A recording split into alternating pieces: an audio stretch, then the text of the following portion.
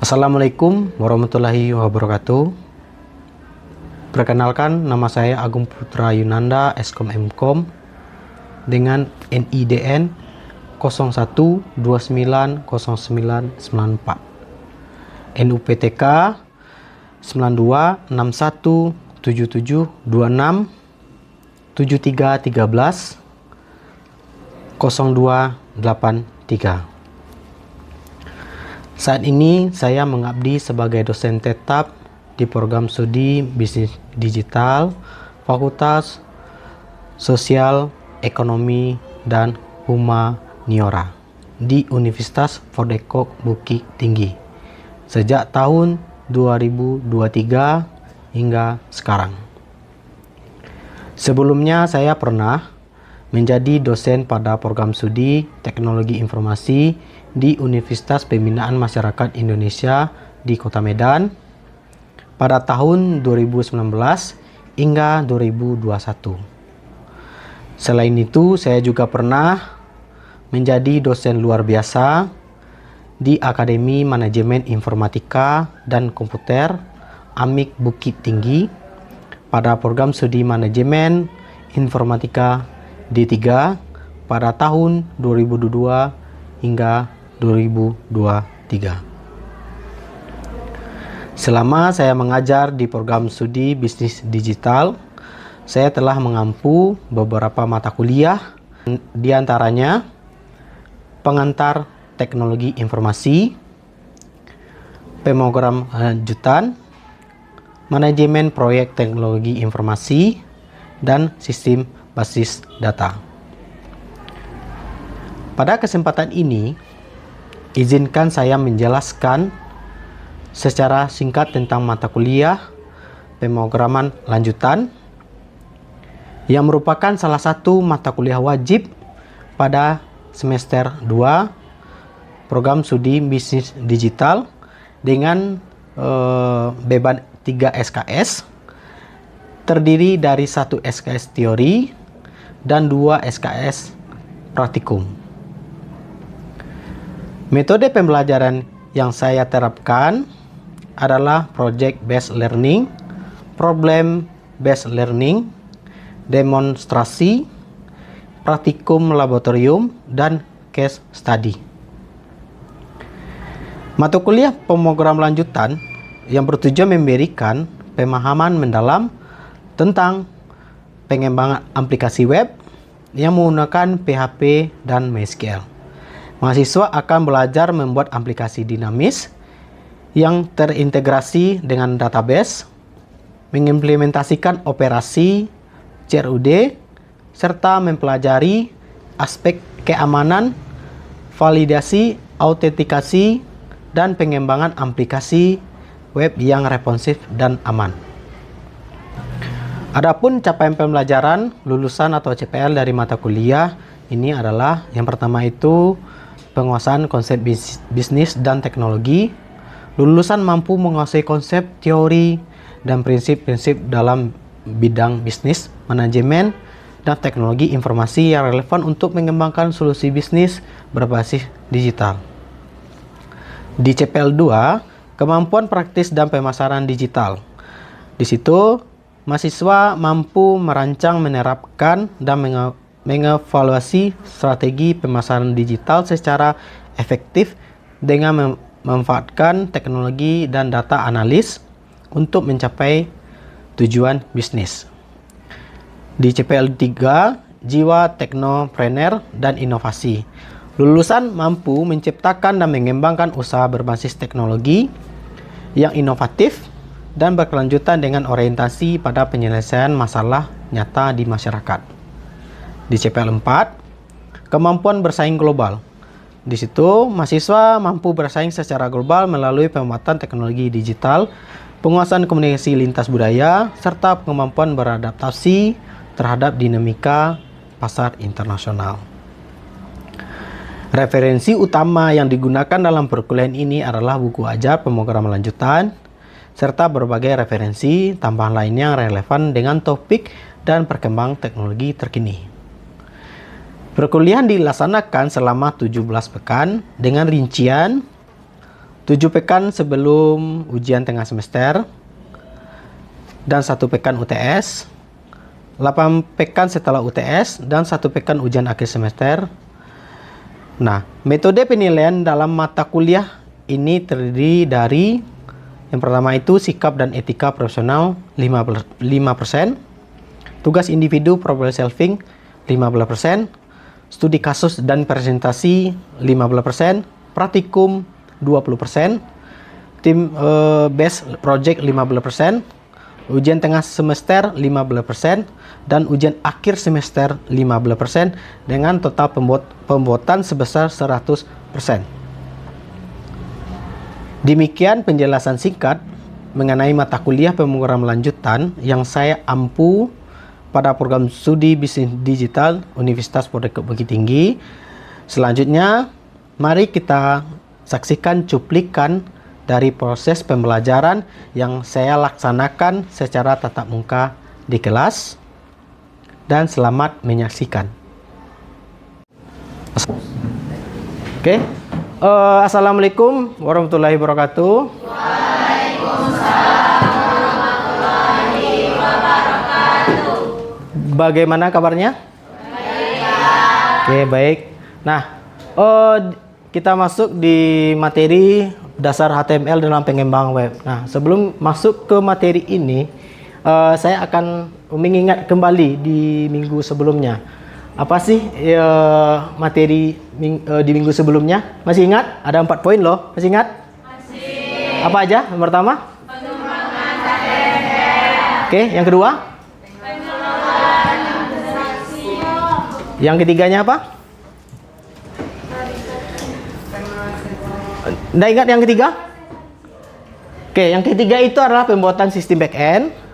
Yang keempat, pengembangan sistem informasi di bisnis digital. Oke, itu yang topik yang kita bahas di minggu sebelumnya. Nah, kemarin itu di minggu sebelumnya kita masuk ke struktur dasar HTML dan PHP. Nah, sekarang kita masuk ke materi dasar HTML dalam pengembangan web. Pemrograman lanjutan ini nanti teman-teman setelah menyelesaikan pembelajaran kuliah pemrograman lanjutan ini ada 5 CPK yang harus kita capai.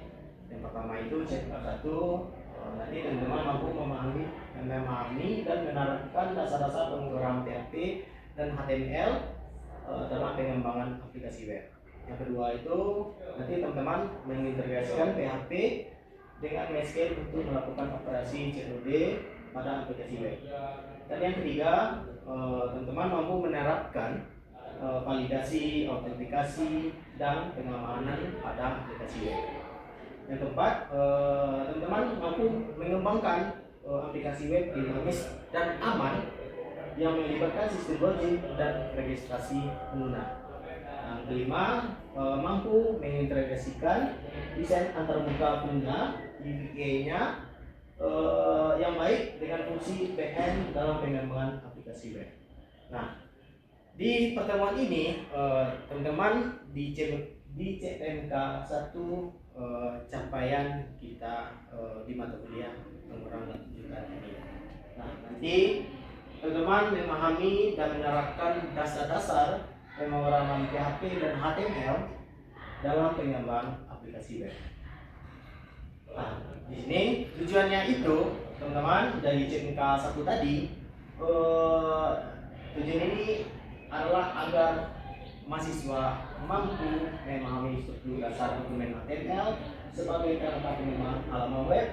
Yang kedua, menjelaskan fungsi DTD dalam menentukan standar dan versi HTML. Yang ketiga, mengidentifikasikan fungsi elemen head sebagai bagian informasi pendukung halaman web. Yang keempat itu menjelaskan metanya dalam pengaturan karakter, identitas, dan optimasi halaman web. Dan yang kelima itu memahami fungsi elemen body sebagai tempat utama konten halaman web. Yang keenam, menggunakan elemen HTML dasar untuk menyusun halaman web yang terstruktur. Yang ketujuh itu merancang dan menggunakan form HTML sebagai media interaksi pengguna dan sistem. Yang kedelapan, menyusun halaman web sederhana sesuai standar struktur HTML yang benar. Nah, itu tujuan pembahasan agar teman-teman mampu dari pencapaian CPMK 1 tadi. Di sini ada itu poin-poin yang kita bahas di hari ini. Nah, yang pertama itu struktur dasar HTML, yang kedua DTD, yang ketiga elemen atau head, yang keempat itu meta dokumen, yang kelima elemen bodinya, yang keenam elemen HTML, yang ketujuh form dan input. Nah, itu yang kita bahas di minggu ini. Nah, sebelum kita masuk lebih lanjut di materi ini, saya akan mau mencoba sampai mana sih akurasi kalian di minggu kemarin itu. Ini yang kita akan memasuki ke quizy. Oke, silakan. Nah, silakan teman-teman gabung. Untuk kodenya untuk quizy 423121. Nah, silakan gabung teman-teman semuanya. Di sini saya akan mencoba melihat sampai mana sih akurasi teman-teman di minggu sebelumnya, pemahaman teman-teman semuanya. Oke?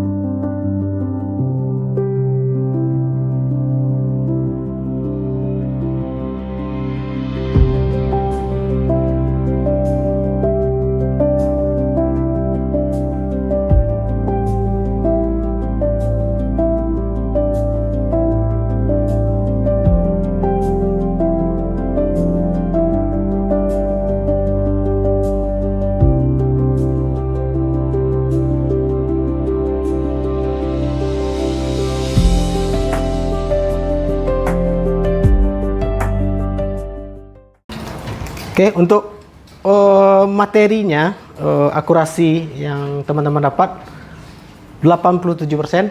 Oke, sungguh mantap. Tepuk tangan dulu. Oke, ini saya akan melihat siapa yang sih nomor 1 dan 2, 3-nya.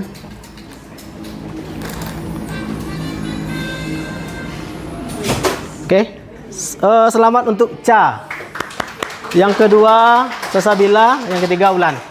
Oke, sungguh luar biasa teman-teman semuanya. Materi yang minggu sebelumnya untuk akurasinya 85%. Oke, kita masuk ke materi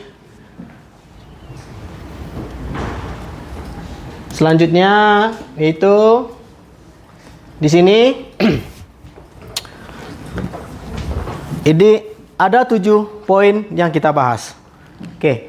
Nah, tujuan pembahasan ini adalah agar mahasiswa mampu, yang pertama itu memahami struktur dasar dokumen HTML sebagai kerangka pengembangan halaman web.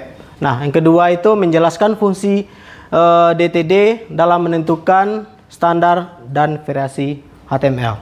Nah, yang ketiga itu mengidentifikasikan fungsi elemen head sebagai bagian informasi pendukung halaman web.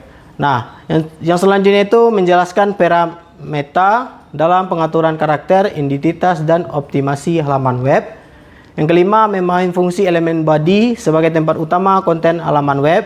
Yang keenam, menggunakan halaman HTML dasar untuk menyusun halaman web yang terstruktur. Yang ketujuh, merancang dan menggunakan form HTML sebagai media interaksi pengguna dan sistem. Yang kedelapan itu menyusun halaman web sederhana sesuai standar struktur HTML yang benar. Nah,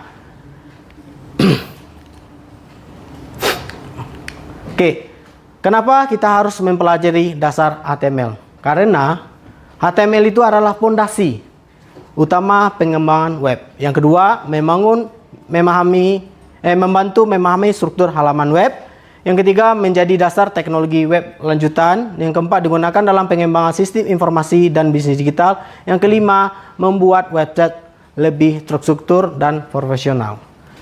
Nah, Di sini dasar HTML dan pengembangan web itu, HTML itu adalah Hypertext Markup Language. Itu merupakan teknologi dasar dan fondasi utama dalam pengembangan web. Nah, semua aplikasi web, baik sederhana maupun kompleks, nah, diawali dengan HTML sebagai karakteristik halaman.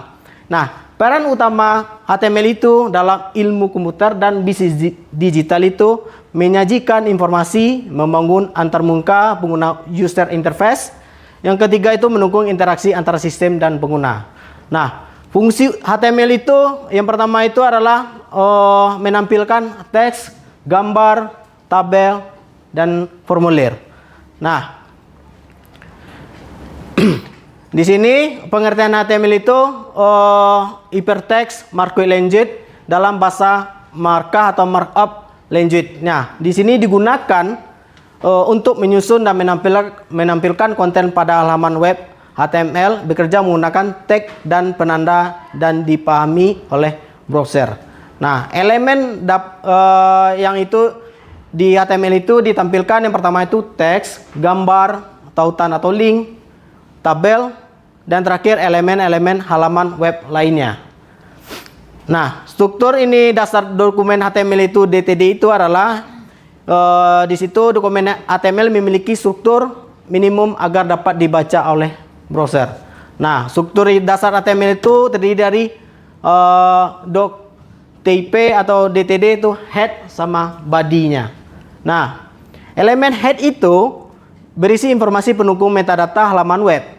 Tidak ditampilkan langsung pengguna. Digunakan untuk judul halaman titel, metadata atau CSS dan JavaScript. Nah, membantu optimasi tampilan identitas halaman dan fungsi aplikasi. Yang terakhir itu penting untuk profesionalisme dan performa web. Nah, metadokumen itu digunakan untuk menyimpan informasi tambahan tentang halaman web. Nah, dibaca oleh browser dan mesin pencarian. Yang selanjutnya itu fungsinya. Nah, fungsinya itu pengaturan karakter, deskripsi, kata kunci, author, dan refresh. Nah, yang selanjutnya itu membantu optimasi pencarian dan pengendalian perilaku halaman web. Yang terakhir menjadi bagian penting dalam pengembangan web profesional.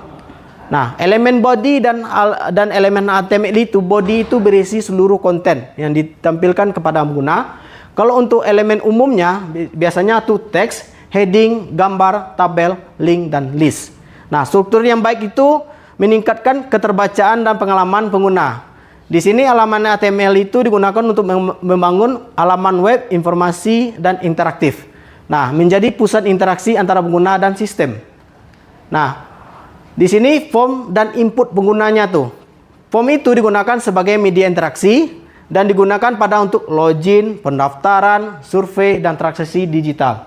Nah, struktur dasarnya itu adalah form dengan atribut action dan method. Nah, jenis inputnya itu biasanya teks, email, password, radio, checkbox, text area, dan select. Nah, tanpa form ini halaman web yang bersifat statis ini tidak dapat menerima data. Oke, ini adalah contoh coding elemen form. Nah, form itu digunakan untuk menerima input dari pengguna seperti data pendaftaran, login, atau transaksi. Nah, elemen form itu sangat penting dalam pengembangan aplikasi web dan sistem bisnis digital. Nah, ini adalah contoh coding elemen form. Boleh teman-teman lihat, ini adalah contoh codingannya. Itu adalah form method post action process .php. Nah, di situ di sini di label nama input TP-nya apakah teks, name-nya nama, dan labelnya itu adalah email. Inputnya itu name-nya email, dia harus sama ya. Kalau tipenya itu teks biasanya nama atau narasi atau kalimat. Dan untuk email itu harus sama. Kalau teman-teman buat email, di tipenya itu harus email. Kalau berbeda jadinya nantinya error. Codingan teman-teman buat nantinya.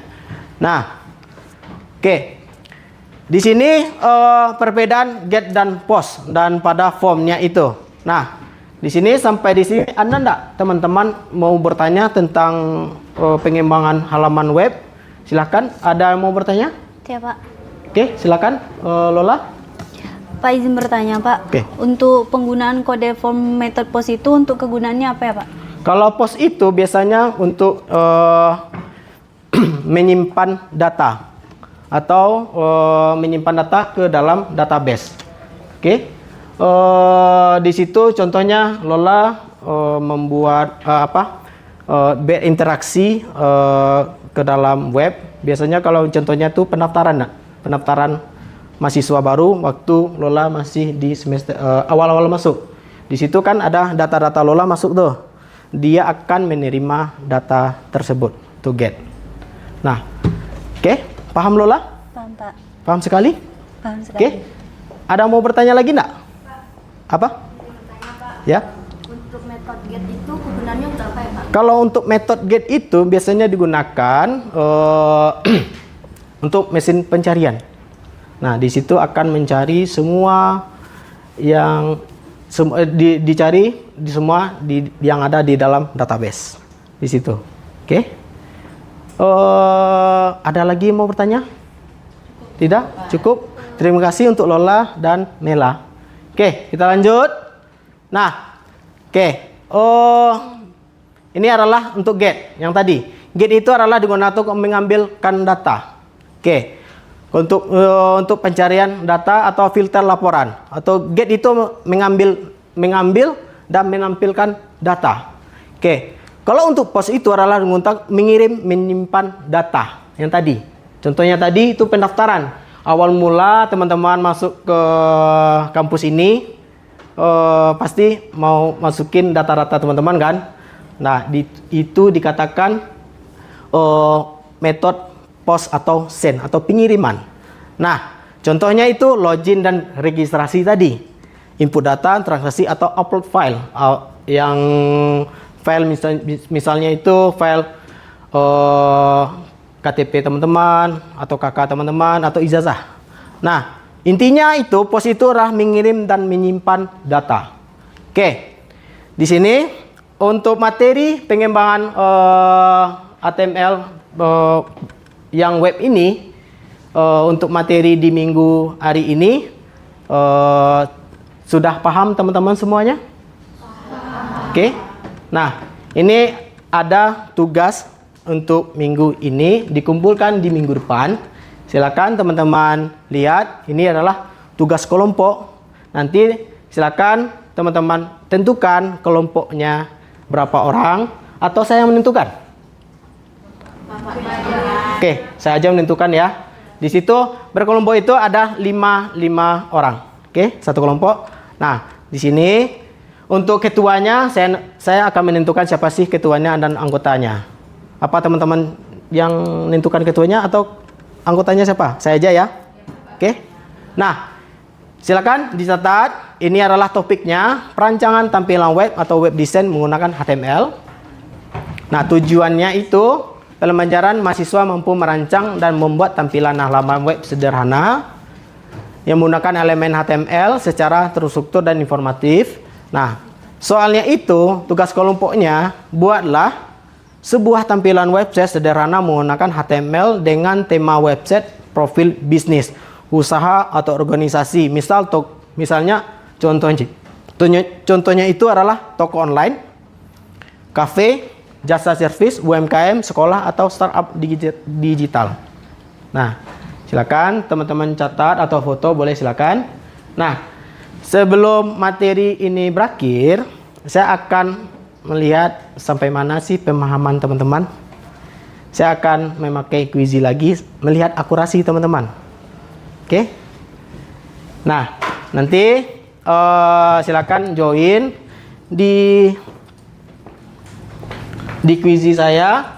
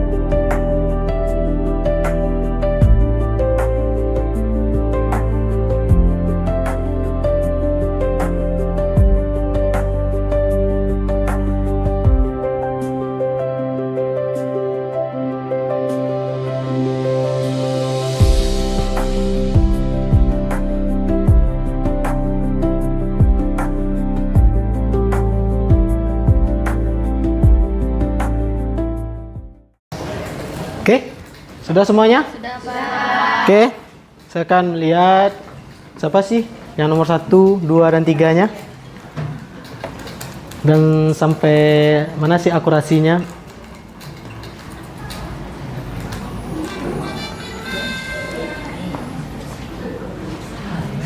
Oke.